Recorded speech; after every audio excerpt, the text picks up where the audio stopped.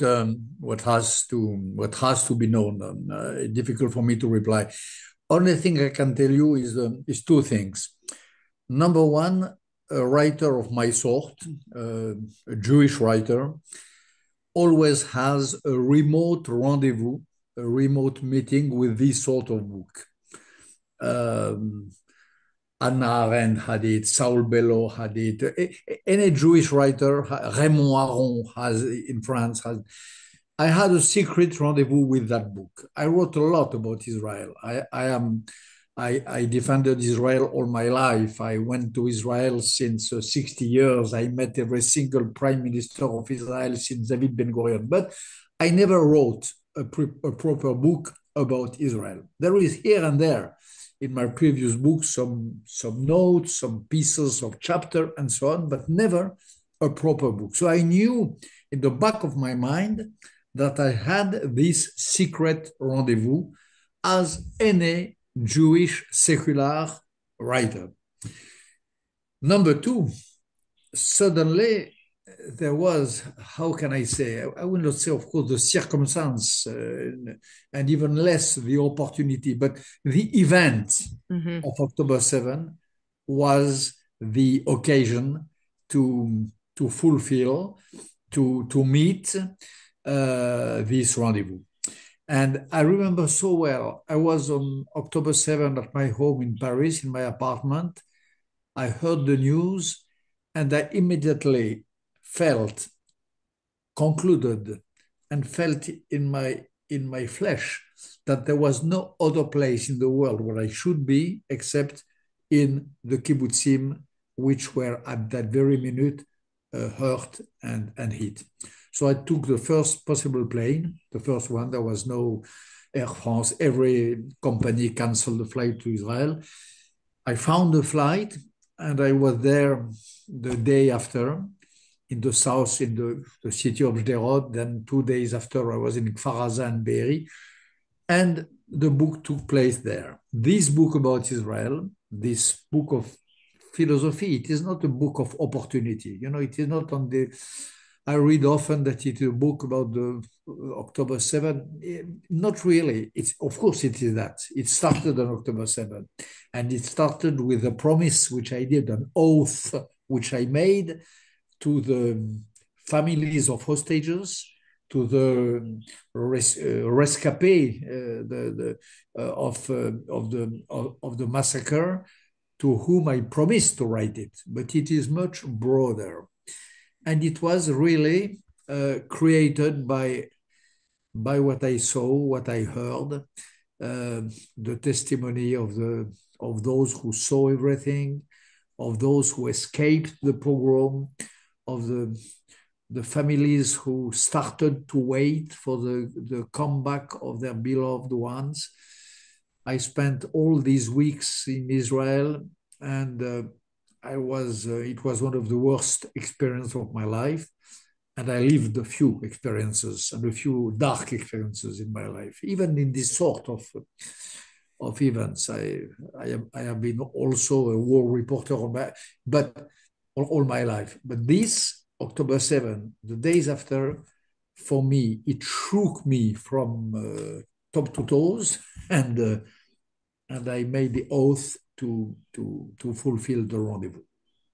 Oh my gosh. Well, thank you for sharing what the experience was like for you and more. I mean, the whole premise of this book is that for so many other nations, well, not the whole premise, but a part of it is that Israel is on its own, that other nations have people coming to its defense, and Israel is there. I mean, they're there fighting every day. And you talk a lot about how people debate if Israel has the right to defend itself, but that really it has the right to win.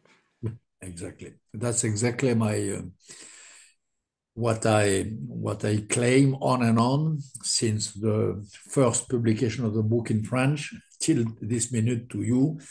The right to defend oneself, of course, of course, even the worst state on earth has this right according to the law, international law. The real right which Israel have, and the real duty which we have, is to let Israel do it, which is to win. to win against terrorism, to win against barbarity, to win against the axis of radical Islamist movements, countries, and so on, led by Iran, of course, but not only Iran, Turkey, Russia, who is maneuvering the whole thing. So this is the right which Israel has. And Israel does it, as you would say, proudly in your own book. There is all this period has been horrible. We are living a really terrible time since 1 year. The only positive point is that all these events permitted a sort of Jewish pride to wake up in each of us, Jews in America, those who contribute to your book, Jews in the rest of the diaspora, and Jews in Israel. And there is a sort of affirmation, a calm, cold-blooded, not bragging, not hubris, not with hubris, no, but a self-affirmation of being a Jew, which you know, again, as well as me, which has been one of the effects, a paradoxical effect of this terrible, unprecedented trauma. Yes, I feel that in my bones as well. I feel like there was a whole community that didn't know how close they were, and now all of a sudden everybody is like, like gophers coming out of the grass, right? Here we are, and we're all together, and Exactly. that's Exactly. amazing. Exactly. As someone who has studied, been in Israel so much, foremost thinker on this topic, when you have all these anti-Semitic attacks and things, for example, the whole shelf awareness scandal that I posted about that we talked about last week, and you came out in the Wall Street Journal and you're like, this isn't the first time, but it's so blatant. What do you make of things like that? What do we do with that when it feels like every direction it's coming at us? It's like we're in a rainstorm and like I don't even know which way to put my umbrella. What do you do with that? We do what Barry Weiss did in Free Press, Mm-hmm. what I did in the Wall Street Journal, what you are doing now. We don't let that go. We Mm-hmm. don't permit it. We don't receive this offense as a sort of natural disaster.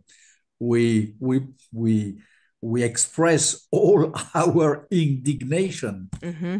uh, that's not normal. It's not normal that the author of so many books as I did, I don't even dare to say, is banned and censored for this book precisely, because the title is supposed toxic, because of the presence in the title of the word Israel.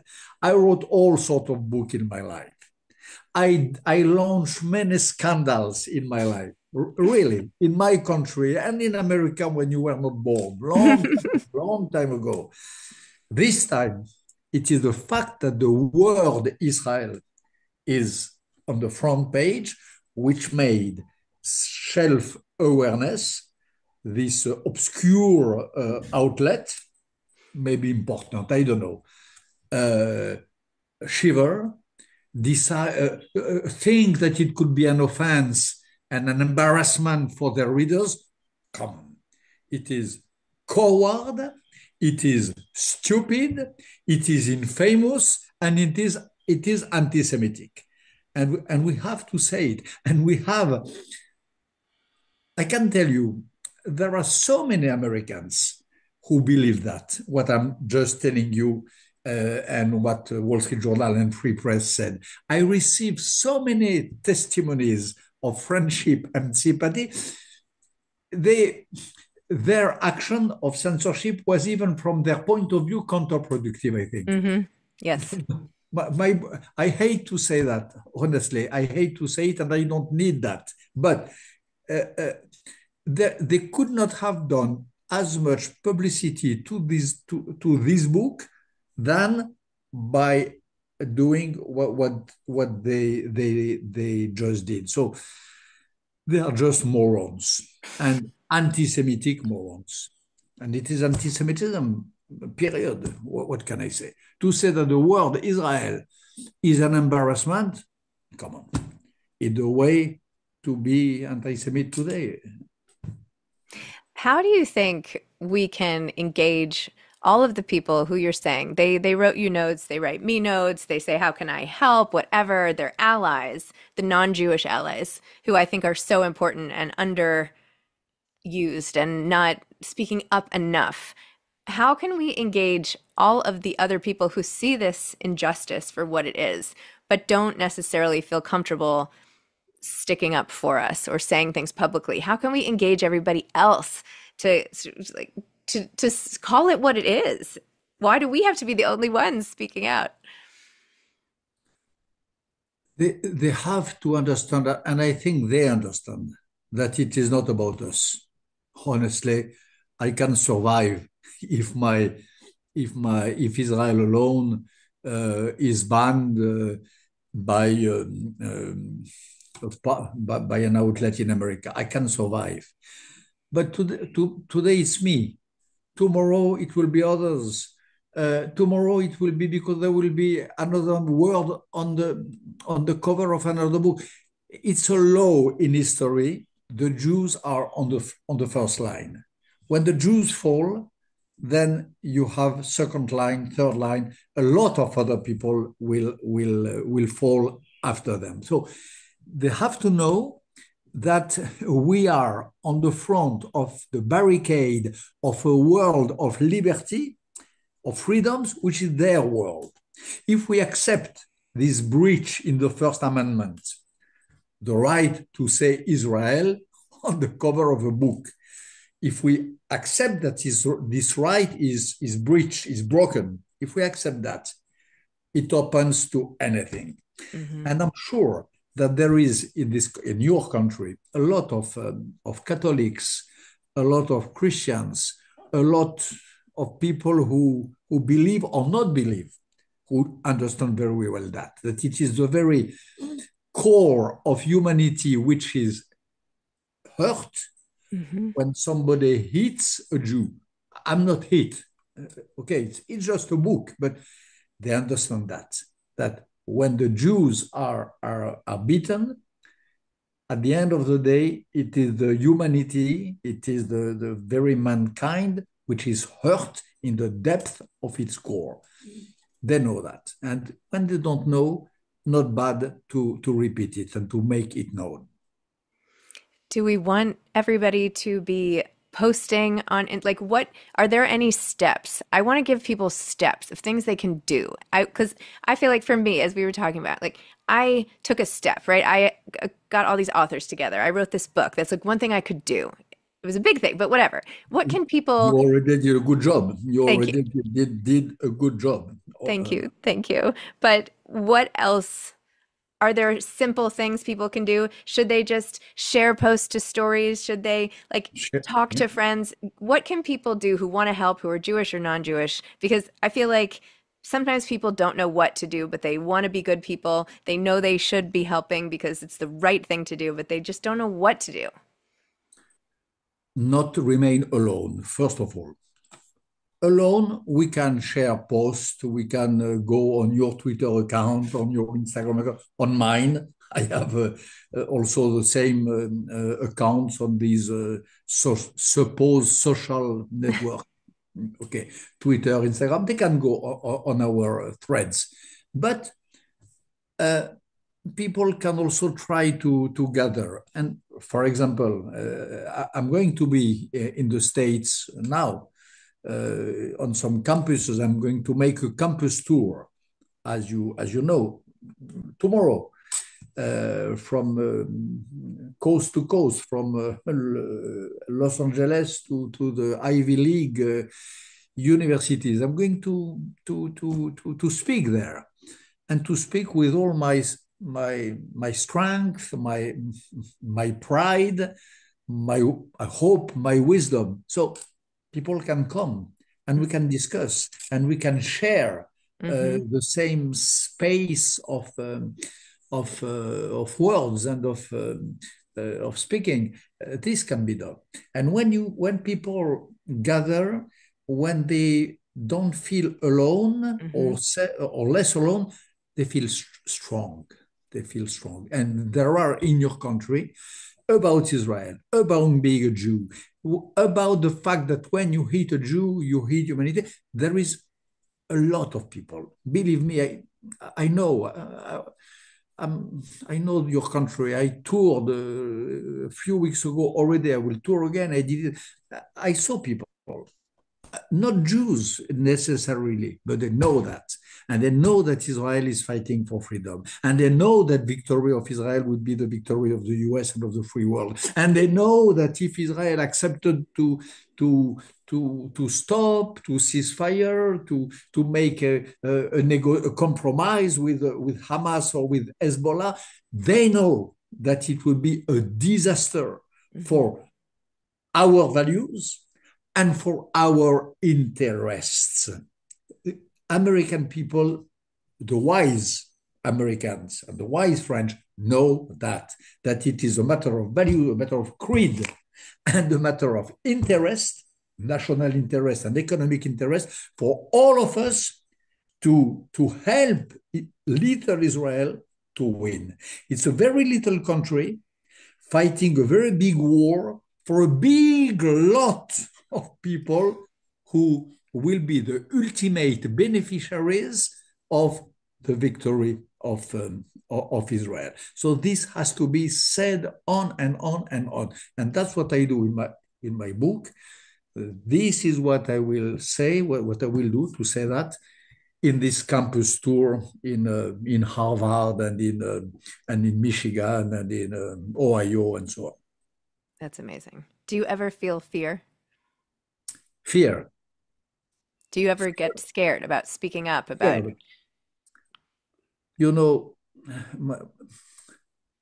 I told you briefly at the start of this conversation. In one of my lives, I am a war reporter. I did a lot of war report, good or bad, I don't know, but I did a lot for big newspapers. Okay. I was in Pakistan. I was in Afghanistan during the war. I was in Mosul filming the liberation of the city. I spent the last 2 years and a half in Ukraine, most of my time filming on front line in the trenches with the brave Ukrainian fighters fighting the war again, another front line, but same battle against Putin. So I was reasonably afraid when I covered all these wars, but not so much. So I'm not very afraid to defend, honestly, to defend the book. It's I lived so many things which could have made me scared that I cannot say that I'm scared by anything coming from Mr. Self-awareness or from I don't know what. No, not very scared. Do you feel hope? Do you feel hopeful? Do you feel like things are going to right themselves or not? Yes, because I think that Israel will win on most of the fronts where Israel is engaged, and that alas, this is the key. I hate to speak like that because I'm an intellectual. I would love that the ideas have by themselves the power to impose themselves, but sometimes it's not enough. An idea has not enough strength, inner strength to impose itself. So in this case, against Hezbollah, against Hamas, against Iran, against Houthi, against all these bad people, it's necessary to have a military victory. Israel will have it, I'm sure. And it will not be, it is not easy. It has a high cost in terms of Israeli lives and in terms also of civilian life, but Israel will win. And then what will happen? It will happen the same as when we, France and America, won against ISIS in Mosul. It will happen as what happened in 2001 when the West and America won against Al-Qaeda in Afghanistan. Uh, Al Qaeda, ISIS, and tomorrow Hezbollah will lose their magnet, will lose their strength of attraction. Of course, there will be remnants, but they will lose their aura, their Hmm. aura, you know, Hmm. they will lose their power to attract. People say you cannot fight an ID, and Islamism is an ID. You cannot kill an ID, and if you kill one terrorist, you will have 10 more. Not true. In 2001, when American jets and fighters destroyed the military apparatus of Al Qaeda, it really broke Al Qaeda. Not completely, but it broke America broke the power of attraction of Al Qaeda. In 2016, we did the same with ISIS. We destroyed in Mosul and in Raqqa the state which they had. And again, it lowered considerably the level of power of ISIS.